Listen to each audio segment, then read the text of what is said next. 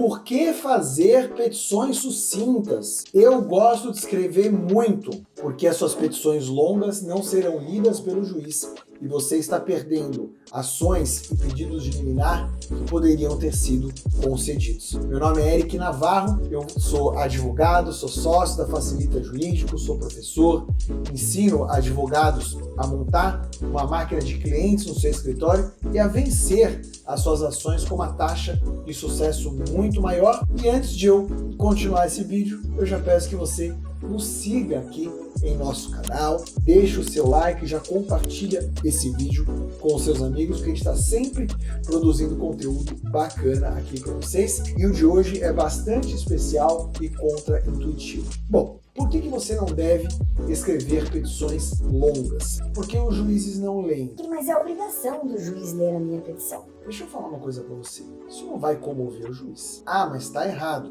Bom, eu fui juiz 19 anos, não sou mais. Poderia criticar livremente, mas eu prefiro te mostrar como que as peças estão dispostas no tabuleiro, coisa que ninguém fala, e te mostrar uma estratégia para lidar com isso de uma forma efetiva, coisa que a maioria dos advogados não faz. O que acontece? O advogado brasileiro, ele acaba escrevendo muito para ele mesmo. Isso é um problema, porque ele tem que escrever, ou às vezes escreve para o cliente, né, para mostrar que fez uma petição longa, escreveu uma tese, fez um livro. Ele tem que escrever para o juiz, porque é o juiz que vai deferir ou indeferir o seu pedido. Pois bem, no Brasil, se você dividir, de acordo com dados do CNJ, Relatório Justiça em Números, o número de sentenças proferidas no ano pelo número de juízes brasileiros e pelos dias úteis, né, pelos dias de trabalho, cada juiz profere mais ou menos 8 sentenças por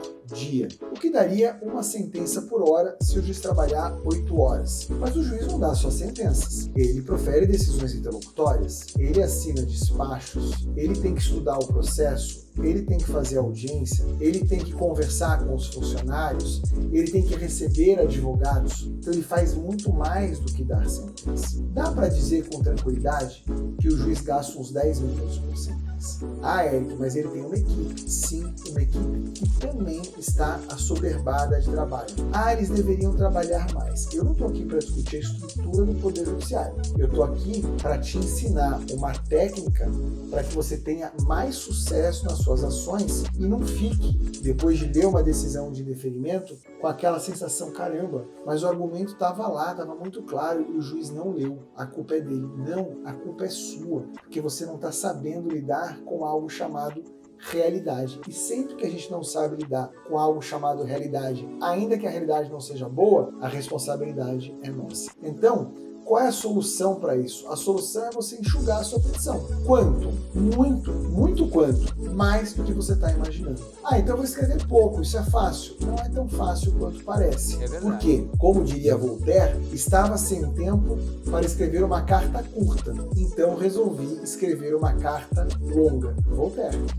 É mais difícil e gasta mais tempo escrever pouco do que escrever muito. Qual é a técnica que normalmente eu ensino para os meus alunos e que está embutida em todos os meus, eu não gosto de chamar de modelos, porque eles são tão simples, sofisticados e eficientes ao mesmo tempo, que chamar de modelo é uma grande sacanagem. Mas enfim, eu levo para os meus alunos toda a estrutura das minhas peças, né? E como sócio da Facilita Jurídico, eu tenho levado essa mesma estrutura para as peças da Facilita, porque o que eu quero, apesar de que isso dá mais trabalho, a gente tem que treinar mais a nossa inteligência artificial, a gente tem que fazer vários workshops com os advogados parceiros para que essas minutas saiam dessa forma, mas o que eu quero é que os clientes tenham sucesso. Essa é a nossa principal preocupação, tá certo? Então, a técnica inicialmente é a seguinte: pega a sua petição, do jeito que você sempre escreveu, e tira toda a doutrina. Érico, o que você está falando é um absurdo, eu vou tirar a doutrina? Vai. Por quê?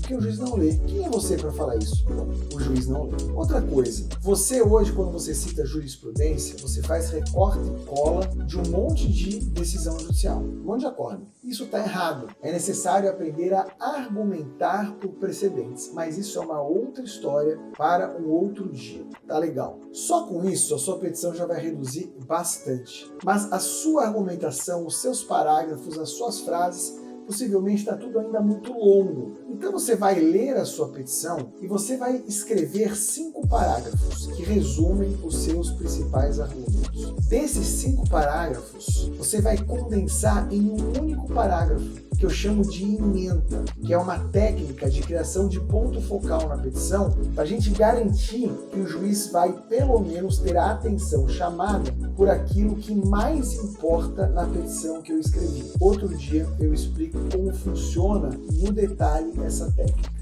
E a partir daí, você reescreve a petição tendo em mente que você precisa ser sucinto. Mas eu não consigo, eu ainda tenho uma forma de escrever, porque não é culpa minha, eu aprendi na faculdade, que é muito rebuscado.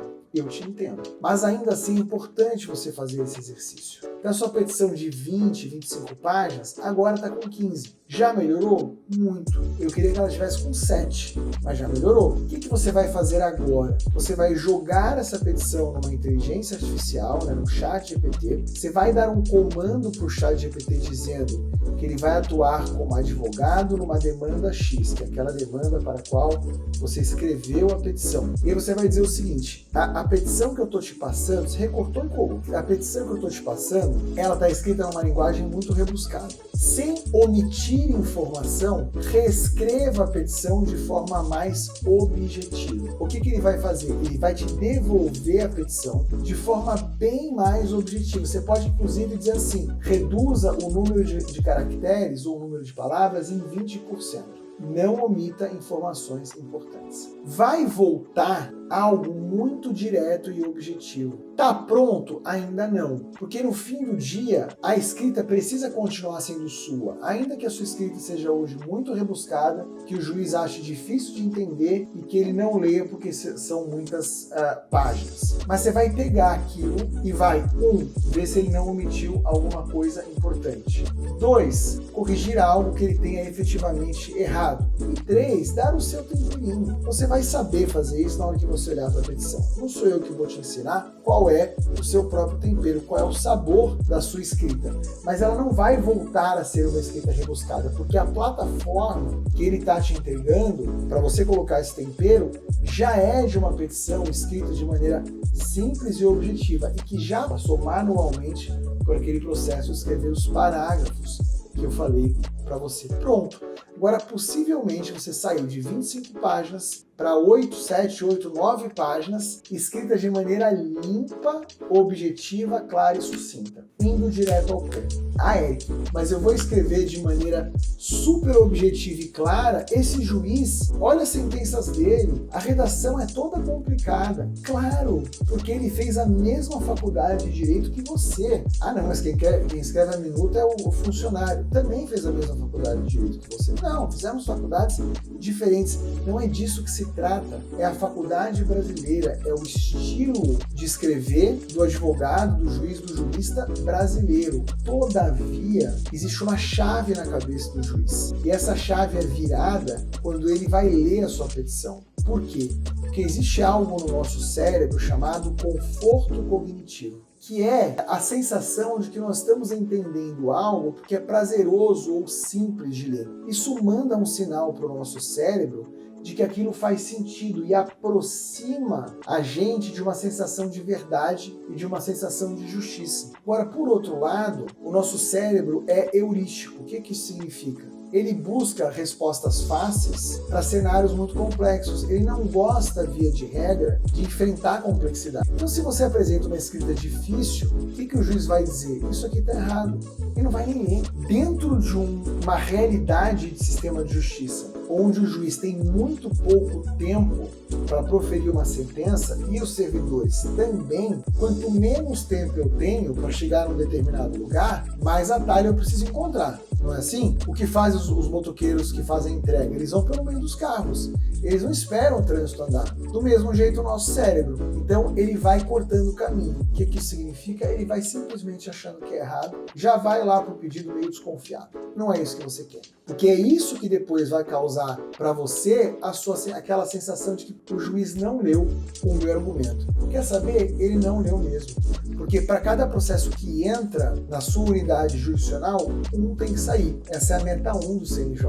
Se ele não faz isso, ele pode ter que enfrentar, por exemplo, uma convenção extraordinária, um procedimento disciplinar, e ele não quer isso. O CNJ não vai olhar para a qualidade da decisão judicial, a não ser que tenha ali um nível de atrocidade muito grande. Às vezes acontece. Tá certo, meu amigo e minha amiga? Então, eu queria te dar um recado muito importante. Fique tranquilo, porque além de a gente ensinar nas nossas redes sociais como que você elabora esse tipo de petição, que é uma petição muito mais efetiva, moderna, elegante e vencedora, esse é o método que nós estamos aplicando para as minutas elaboradas com a tecnologia da Facilita Jurídico. É assim que nós estamos treinando as nossas inteligências artificiais, é assim que nós estamos fazendo workshop com advogados parceiros, para que as nossas petições sejam cada vez mais objetivas. A não ser que você não queira.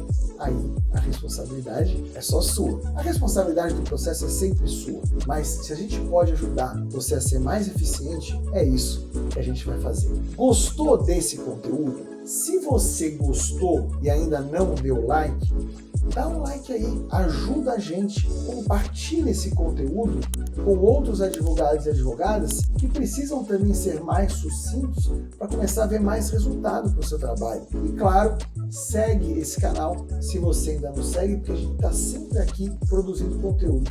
E segue a gente também no Instagram, Eric Navarro, Volcart. Se digitar Eric Navarro aparece, Facilita Jurídico, a nossa empresa, tá certo? A gente se vê no próximo vídeo. Fica atento, estamos sempre publicando conteúdo novo e interessante aqui. Valeu, tchau!